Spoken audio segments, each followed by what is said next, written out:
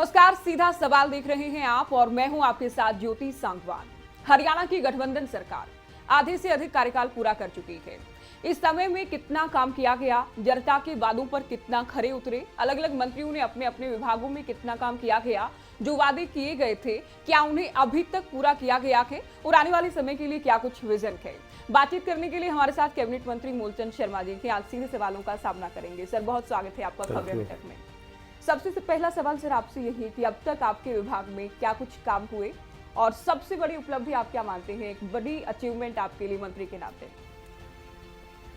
जो हरियाणा रोड परिवहन जो विभाग है ये हमेशा राजनीति कर रहा है और मैं देखता हूं कि जब से 1987 से ये हड़तालों का दौर रहता था। रोडवेज की सेवाएं कम, हड़ताल ज़्यादा। और 2019 में जब मंत्री बना, मैं मानता हूं कि हड़तालों का दौर ख़त्म हुआ और जहां किलोमीटर स्कीम जो लंबे समय हड़ताल चली, हमने किलोमीटर स्कीम को लागू किया। और जिस बेड़े में बस नहीं थी, हमने वोल्वो बस, मिनी बस, अभी 809 बस है, 1000 बस और का टेंडर लगाने का, 250 अपनी छोटी मिनी बस और 500 साढ़े 550 इलेक्ट्रिकल बस इस प्रदेश में जो हमारे टेंडर है आने वाले समय में। और सबसे बड़ी बात यह है कि जो बसों की जानकारी नहीं थी, हमने आने वाले जो बस है ई टिकट की हमने शुरुआत प्रदेश में की कि बस की जानकारी मिलेगी, बस कहाँ खड़ी है, किस ज़िले में है, कितनी टिकटें हुई हैं, उससे पैनिक बटन भी होगा जो 112 नंबर डायल से हम करेंगे। पैनिक दबाएं, किसी पैसेंजर को कोई परेशानी है, किसी बहन को परेशानी है, वो 112 नंबर को दबाएंगे, उसकी जानकारी 112 तक मिलेगी। ये सबसे बड़ी उपलब्धि रोडवेज में हुई। अच्छा, बेड़े में बसें शामिल की जाएंगी, इसका क्या आंकड़ा है? आपके मंत्री बनने के बाद कितनी नई बसों को ऐड किया गया बेड़े में? नहीं, मेरे मानना है कि 2 साल कोविड में रहे, पूरा देश और प्रदेश कोविड के हाहाकार में था और उससे क्या है कि 250 बस मिनी बस हमने ली थी उस समय। 809 बस चेसिस हमने ले चुके हैं जिनका काम चालू है और हर महीना 100 बस हम बिल्डअप बना के बेड़े में शामिल कर रहे हैं। मैंने और ये भी कहा 1000 बस अभी हम जल्दी बिल्डअप अब बने, अब चेसी नहीं लेंगे, बनी हुई। पर जो 4500 का आंकड़ा था प्रदेश का, हमने 5400 का आंकड़ा इस प्रदेश का रखा है। आने वाले 1 साल में हम 5400 बस हरियाणा रोडवेज के बेड़े में शामिल करेंगे। आपने कहा कि बनी बनाई बसें लेंगे, क्या कारण इसके पीछे है? क्या टाइम बहुत ज़्यादा लग जाता है? नहीं, मेरा ही मानना है कि प्रदेश के मुख्यमंत्री जी ने जितनी बहनों के लिए, स्कूल के, कॉलेज के लिए, महिलाओं के लिए 42 कैटेगरीज ऐसी हैं जिनकी सब्सिडी की जो घोषणा की है मुख्यमंत्री जी ने, उससे बहुत लंबा समय लगता है बनाने में। छोटे छोटे टेंडर होते हैं, कभी कहीं रबड़ का होना है, कहीं टायर का होना है, कहीं छोटे छोटे पार्ट्स हैं। हमने इसलिए कहा कि सीधे बिल्डअप बस लेंगे और बनी बनाई पेंट करा के हम। अच्छा, आपने पहले ही जवाब में किलोमीटर स्कीम का जिक्र किया। अब भी कर्मचारियों में थोड़ा रोष इस बात को लेकर है कि उनके रूट बढ़ा दिए गए हैं या उनकी संख्या बढ़ा दी गई है, ऐसा कुछ? कर्मचारियों को भरोसा रखना चाहिए सरकार पर। सरकार भरोसे चलती है और कर्मचारी भरोसे के साथ विभाग के साथ काम करते हैं। रूट बढ़ाना ना बढ़ाना सरकार का काम है। अच्छा, कर्मचारी कई बार आपने कहा कि भरोसा करें, कई बार भरोसा नहीं कर पाते हैं या फिर एलिगेशंस भी लगाए जाते हैं सरकार पर कि सरकार प्राइवेटाइजेशन करना चाहती है, निजीकरण करने की कोशिश में है रोडवेज के। वो तो बात इन्हों तो खत्म हो चुकी है। जहाँ इतनी बड़ी बसें हम खरीद रहे हैं, ना प्राइवेट का नाम है, दूसरा नाम है, और हमने तो और दूसरे प्रदेशों में तो प्राइवेट बसें ज़्यादा, अपनी बस कम है, प्राइवेट ज़्यादा। ये हरियाणा प्रदेश रहता है जहाँ सारे कर्मचारियों को विशेष ध्यान रखा। अच्छा सर, ई व्हीकल पर आते हैं, आप लोगों का प्रयास है कि बढ़ाया जाए, उसके लिए चार्जिंग स्टेशन की बात करें, क्या रहेगा प्रावधान? क्या हर एक बस अड्डे पर या हाईवे पर क्या कुछ रहेगा? देश के प्रधानमंत्री आदरणीय नरेंद्र मोदी जी के नेतृत्व में प्रदेश के मुख्यमंत्री जी ने NCR का इलाका है और हमें पॉल्यूशन फ्री करना है। आने वाले समय इलेक्ट्रिकल ई व्हीकल का है और ई व्हीकल के लिए हमें ज़्यादा से ज़्यादा बढ़ावा देना, चाहे 2 व्हीलर की बात करें या 3 व्हीलर की बात करें, 4 व्हीलर की बात करें, हम इन सब को बढ़ावा देना है। जहाँ तक आप चार्जिंग स्टेशन की बात है कि जो पूरे देश में 5000 बसों का टेंडर हुआ है, ये इलेक्ट्रिकल बस है और हम बसों को अपने प्रदेश 550 बस, 550 बस हम उन शहरों में चलाएंगे जिसके हमारा किलोमीटर के इससे होगा। बड़ी बड़ी कंपनियां हैं, उनको हम किलोमीटर के हिसाब से पैसे देंगे और 4 स्टेशन लगाएंगे। खनन को लेकर बात करते हैं, क्योंकि खनन को लेकर प्रदेश में बहुत सारी बातें हो रही हैं, विपक्ष भी आप लोगों को घेरता है। क्या कारण आप ऐसा मानते हैं कि कोई भी सरकार रही हो, खनन माफिया लगभग आउट ऑफ कंट्रोल रहे हैं? पक्ष और विपक्ष का उनका धरना प्रदर्शन करना उनका काम है जी। और विपक्ष कमजोर है हरियाणा में, वो अपनी बात ठीक तरह नहीं रख पा रहा। जब विपक्ष मजबूत रहता है तो सरकार सीखती है और विपक्ष का संदेश होता है। और विपक्ष को, मैं विपक्ष को ये नहीं मानता विपक्ष को ये हमेशा विपक्ष की बात बढ़िया होती है, पर विपक्ष पे अपनी बात रखने का तरीका नहीं है। ये गुट के हिसाब से रखते हैं, क्षेत्रवाद के हिसाब से रखते हैं, सरकार के हिसाब से रखते हैं। मैं ये पूछना चाहता हूँ वो बताएं अपने समय में क्या रेवेन्यू उन्होंने दिया, क्या भारतीय जनता पार्टी प्रदेश के मुख्यमंत्री मनोहर लाल जी के नेतृत्व में जितना रेवेन्यू जो कलेक्शन हुआ है कभी हरियाणा के इतिहास में, जबकि माइनिंग मात्र नाम है, ज़्यादा माइनिंग नहीं प्रदेश में, नाम बड़ा है दर्शन छोटे हैं। कहाँ है माइनिंग? आप यमुनानगर की बात कर लें, सोनीपत की बात कर लें, पानीपत की, करनाल की बात करें, पंचकुला, ये तो यमुना बेड है, रिवर बेड होगी। और आप कर लें भिवानी, दादरी, महेंद्रगढ़, ये माइनिंग पहाड़ की है, बाकी हरियाणा में माइनिंग कहाँ, बताइए ना। तो अवैध खनन जो होता है उसको लेकर बार बार आरोप लगते हैं, और अभी जो घटना वारदात सामने आई, डीएसपी रैंक के अधिकारी की हत्या कर दिया जाना, सर इतने बेखौफ माफिया कैसे? मेरा ये मानना है जिसकी बार बार जो न्यायपालिका सुप्रीम कोर्ट में जो अपना अरावली हिल्स है, गुड़गांव, फरीदाबाद, मेवात, ये तीनों जिले बंद हैं और सुप्रीम कोर्ट न्यायपालिका ने उनको बैन लगाया हुआ है। और न्यायपालिका के बाद हमारे दक्षिणी हरियाणा में बैन है, और जहाँ हमारे अरावली का जो पार्ट जो राजस्थान से लगता हुआ है वो माइनिंग चली हुई है, और माइनिंग वहाँ से पत्थर हरियाणा एनसीआर में आता है।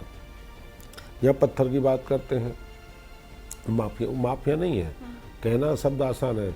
माफियाओं को बड़ी बड़ी पॉपलैंड होती, बड़ी बड़ी जेसियाँ होती, एक तरफ से काटने वाले होते, डब्बा, वो इस तरह इनके पास नहीं है, आप ये नहीं, वो लोग हैं जो लोग 2 ट्रक तोड़े, 3 दिन तोड़ के लेके बेच दिया, मकान बना लिया, घर बना लिया। सर ये डंपर से जो डीएसपी को कुचल देते हैं, ये कौन है? क्या ये नहीं, माफिया मैं नहीं कहता ये डंपर चल, और मेवात के जो लोग हैं हर घर में डंपर एक जरूर मिलेगा। आम लोग हैं, अपना पालन पोषण करते हैं, जो डंपर लेकर पहुंचते हैं, और जिन्होंने इतनी बड़ी वारदात को अंजाम दिया कि वो माफिया नहीं है। खनन मंत्री कह रहे हैं कि वो माफिया नहीं है। नहीं, मैं ये कहता हूँ कि मात्र 3 किलोमीटर दूर है, थाने से 3 किलोमीटर दूर है, और ये माइनिंग एक दिन नहीं, ये माइनिंग शायद मेरे हिसाब से वर्षों से है, वर्षों से हो रही होगी, और वर्षों से ऐसी नहीं जानकारी किसी को नहीं होगी, ये भी होगी जानकारी होगी, मेरे पूर्व में सरकारी उनको भी जानकारी होगी, पूर्व में अधिकारी उनको भी जानकारी होगी। और पचगाम ऐसा है जिस पर 20 एफआईआर दर्ज है, और पचगाम के कितने लोगों पर मुकदमे दर्ज है, और पचगाम के लोगों को कितनी बार गिरफ्तारी करा है, पर लोग छूटते हैं फिर इसमें लगते हैं। ऐसा नहीं रहा होगा कि सरकारों को जानकारी ना हो कि यहाँ पर खनन हुआ है। तो सर ये जो आरोप लगाना विपक्ष में बैठकर, कोई भी दल हो इसमें, कि सरकार का प्रोटेक्शन मिला है, सरकार के संरक्षण में हो रहा है, सरकार की मिली भगत से हो रहा है, या फिर सरकार ने आंखें बंद कर ली हैं, तो जनता क्या समझे फिर कि सरकारों को जानकारी तो है लेकिन खनन नहीं होता? आप ये मान के मत जाइए, मैं ये कहता हूँ जितना मैंने आपको कहा, जो हमने रेवेन्यू का जो कलेक्शन करा 13-14 मिला 81 करोड़, 2015-16 मिला 42 करोड़, और 2015-16 मिला 265 करोड़, 2016-17 मिला 494 करोड़, 16-17-18 मिला 712 करोड़, 18-19 से मिला 583 करोड़, और 19-20 मिला 702 करोड़, और तो 20-21 से मिला पॉजिटिव जो पहलू है वो देखा जाएगा। मैं कह रहा हूँ जो माफियाओं के गोजा में जाता था, हमने उसको सरकार के खजाने में डालने का काम करा। पहले माफियाओं के उसमें जाता था, और हमने इनका नित चालान, हमारा इनके जो चालान है जो हमने करा 212 करोड़ रुपए साल के हिसाब से, तो हम चालान करते हैं माफियाओं को रोकने के लिए। अगर ये लोग करते तो ये माफिया नहीं पनपता, और हमने माफिया को रोकने का, कुचलने का काम करा है, और हमने 2 नंबर के इतने ट्रकों को बंद करा है, एनजीटी के तहत करा है। उनके जो एनजीटी कोर्ट ने जो न्यायपालिका ने जो फैसले उसके कानून के तहत किया। आपने एक बात कही कि हमने जो माफिया की जेब में पैसा जाता था वो सरकार की रेवेन्यू में आया है। डाडम खाना की बात करें, चर्चा ही रहती है, आप बेहतर बता पाएंगे कि एक सरकारी और एक जो निजी है वो ज्यादा चलती है, कुछ ऐसा है, ज्यादा खनन होता है वहां पर? नहीं, सरकार के क्या है कि जो डाडन है 98 करोड़ प्रति साल की रॉयल्टी देती है, 98 करोड़, और सरकार के तय होता है भाई इतनी माइन आप निकालेंगे, जो भी उनका पैरामीटर होगा, जितनी डाडन से माल निकलता है हर महीने प्रति माह के हिसाब से। और मेरा मानना है कि एक्सीडेंट डाडन में हुआ और वो जो जोन था और केंद्र सरकार जो अपने गाजियाबाद है, जो अपना सेफ्टी माइनिंग है, वहाँ से परमिशन होती है और हमारा महकमा उसकी देख रेख करता है माइनिंग में। डाडम की जांच की फाइल से ऐसा तो नहीं ठंडे बस्ते में चले गए या कुछ हुआ है? क्या कुछ हुआ? ऐसा है, विपक्ष के लोगों को हर बात ठंडी लगती है, कोई बात बढ़िया नहीं लगती। मनोहर लाल जी की एक एक बात उनको बड़ी पीड़ित लगती है, बड़ा दर्द है। अगर प्रदेश में मनोहर लाल ना खर्ची ना पर्ची को ख़त्म कर दे, बड़ा दर्द मारता प्रदेश में। जो भ्रष्टाचार के नाम से लूटा था इस प्रदेश को, उनके नाम बड़ी दर्द मारती है। ये डाडम की बात करते हैं, उस डाडम का जो रेड जोन था हमने उसको बंद करा है। और हमने नहीं कहा, गाजियाबाद जो माइनिंग सेफ्टी उन्होंने कहा है कि जब तक ये सारा तय नहीं कर लेंगे सारे जोन को, ठीक हो जाएगा और उसके ठीक होने के बाद माइनिंग वहाँ होगी। और माइनिंग ठीक क्या है कि अगर कोई चीज़ हुआ, एक्सीडेंट हो गया, क्या पड़ी रहेगी? ये तो नहीं ठीक, माइनिंग तो होगी ना, प्रक्रिया चलेगी ना। अच्छा, हुड्डा साहब गए थे, पीड़ित परिवारों से मुलाकात की, उनकी ओर से कहा गया कि यहाँ कोई नियम, कोई मापदंड नहीं था, जो लिमिट है उससे ज्यादा खनन किया जा रहा था, ये आरोप भी लगाया गया, एक फिगर भी उनकी ओर से दिया गया। भूपेंद्र हुड्डा जब प्रदेश के मुख्यमंत्री थे, डीजीपी ऑफिस में आत्महत्या करके यमुनानगर का आदमी रहा था। उस आंकड़े को भूपेंद्र हुड्डा जी पता कर लेते, क्या आंकड़ा था, क्या नियम था। जब उसकी बात नहीं सुनी गई, उसने अपने आप को सुसाइड करके सेक्टर 6 में डीजीपी ऑफिस का। अगर आंकड़ा चौधरी भूपेंद्र हुड्डा पर होता तो 70 करोड़ का रेवेन्यू नहीं होता। हमने आंकड़े भी करे, हमने पैमाने भी तय करे हैं। हमने जिसने कोई कार्रवाई, जिसने कोई अगर मैं लगाया उसके खिलाफ पर्चा भी दिया है। जिसने फालतू माइनिंग की उस पर हमने जितना करोड़ों का टैक्स हो वो भी हमने लेने का काम करा है। ये नहीं कि किसी में एक्सीडेंट होकर माइनिंग बंद करो। एक्सीडेंट होना अलग प्रक्रिया, उसके खिलाफ कानून करना, कानून कार्रवाई करना सरकार का काम है। सरकार कानून करेगी, कार्रवाई करेगी। खनन मंत्री एक क्लियर सा सीधा सा जवाब देना चाहें कि क्या हरियाणा में अवैध खनन है या फिर नहीं? इसका कोई नहीं, मेरा दो बात है।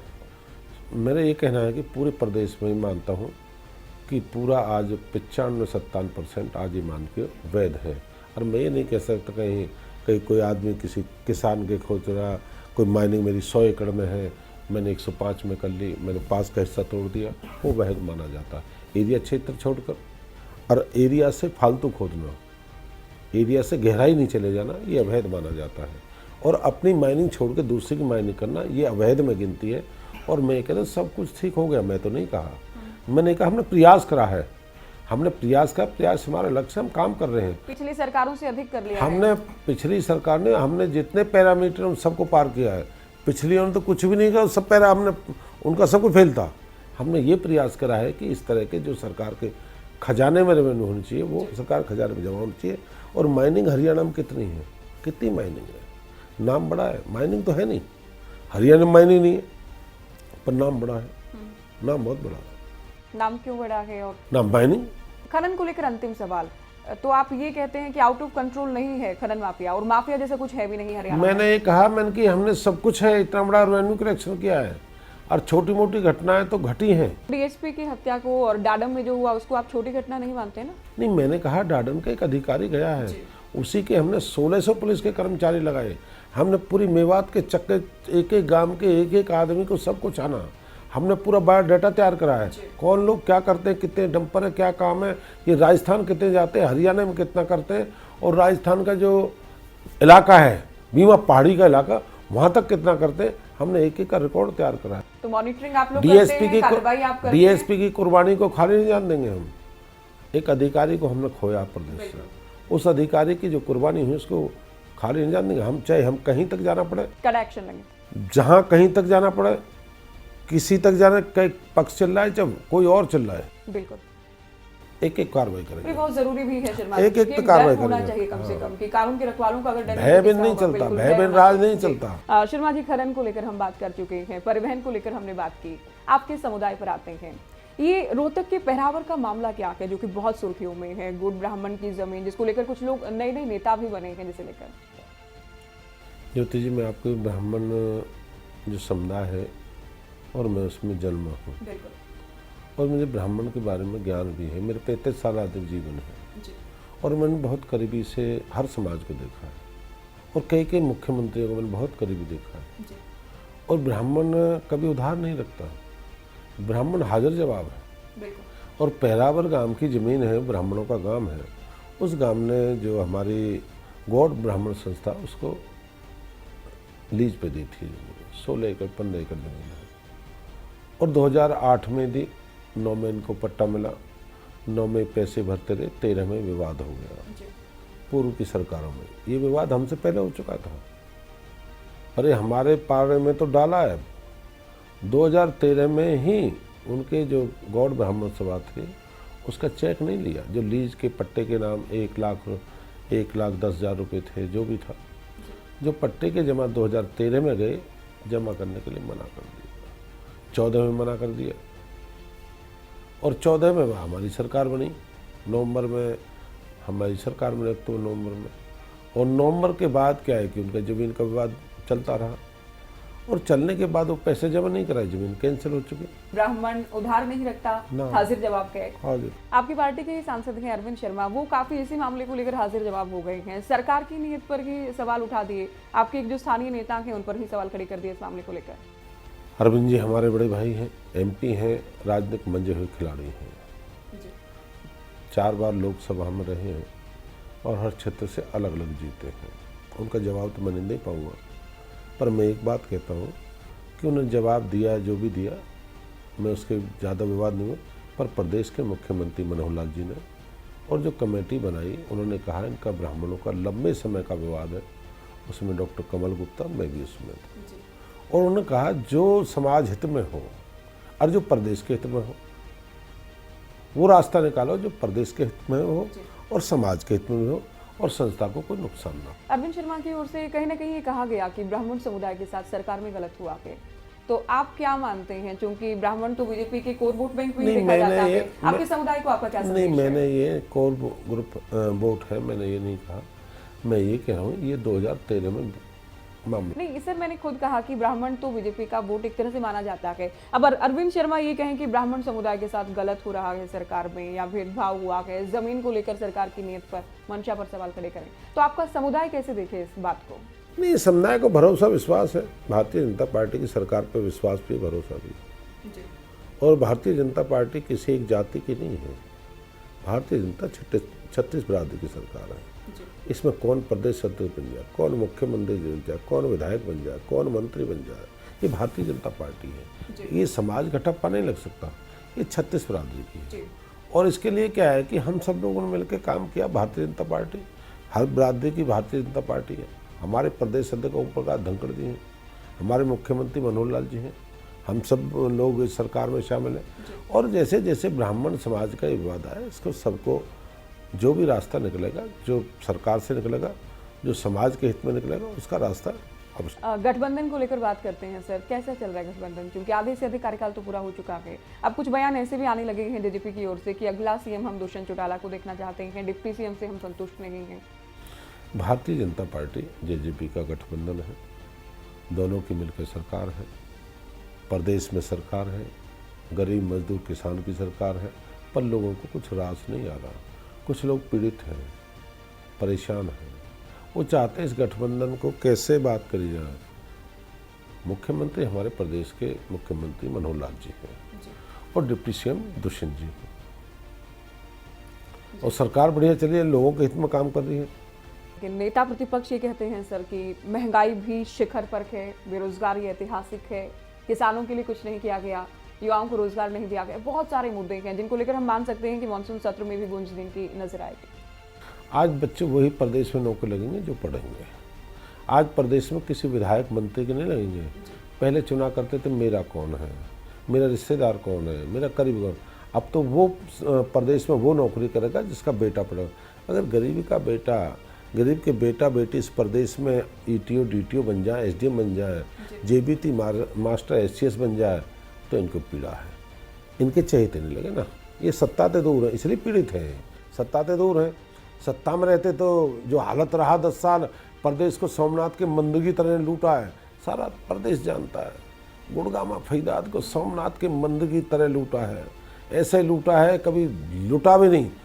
सोमनाथ का मंदिर ऐसे लूटा है, हमने तो देखा है आंखों से। किसानों को लूटा, ये किसानों की बात करते हैं। मात्र 16 लाख रुपए में, 20 लाख में गुड़गांव फरीदाबाद की ज़मीन, आज वही ज़मीन 20-20 करोड़ की, 25-25 करोड़ की, 10-10 करोड़ की ज़मीन है। इन्हें सोमनाथ की, ये किसान की बात करते हैं, ये परिवारवाद की बात करते हैं, परिवार को बढ़ावे की बात करते हैं। और भारतीय जनता पार्टी सबको साथ लेके चलती है, सबका। ये पीड़ित इस बात से हैं, ये सत्ता से दूर है। अच्छा, कांग्रेस का भविष्य क्या देखते हैं? क्योंकि नेता प्रतिपक्ष हुड्डा को फ्री हैंड दे दिया गया है, ऑलमोस्ट मानते हैं मजबूत होगी आने वाले दिनों में। कांग्रेस को जब तक भारतीय जनता पार्टी की सरकार है और 2029 तक अपने घर आराम करना चाहिए, मंथन करना चाहिए।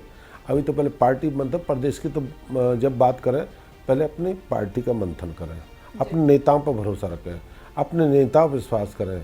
और एक जाति से कोई गांव में मेंबर नहीं बन सकता। और सरपंच भी, ये तो एमएलए एमपी हैं, ये तो 36 बरादरी से सरपंच एमएलए बनते हैं।